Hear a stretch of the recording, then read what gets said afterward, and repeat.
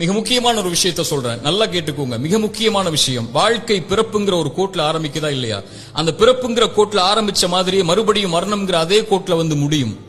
பிறக்கும் போது எப்படி ஒண்ணும் இல்லாம வந்தானோ அது போல மரணிக்கும் போதும் ஒண்ணுமே இல்லாம எல்லாத்தையும் விட்டுட்டு போயிருவான். அவனுடைய செல்வம், சொத்து, குடும்பம், குழந்தை எல்லாத்தையும் விட்டுட்டு ஒண்ணும் இல்லாம பிறந்தது மாதிரியே போய் சேர்ந்துருவான்.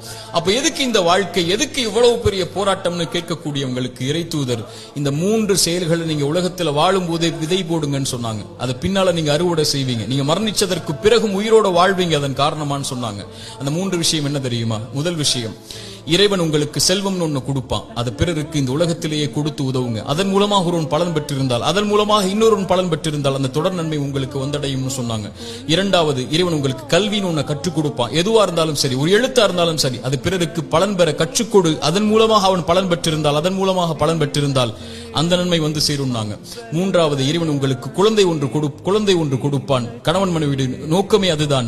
அந்த குழந்தையை நல்ல முறையில் வளர்த்தெடுத்து அந்த குழந்தை உங்களுக்காக பிரார்த்தனை செய்யும் அளவிற்கு நீங்கள் வளர்த்திருந்தால் அந்த குழந்தை செய்யக்கூடிய பிரார்த்தனைன்னு சொன்னாங்க. அப்படி நல்ல குழந்தைகளை இந்த பூமியில் இருந்து மரணிப்பதற்கு முன்னதாக வளர்த்தெடுப்பதுன்னு சொன்னாங்க.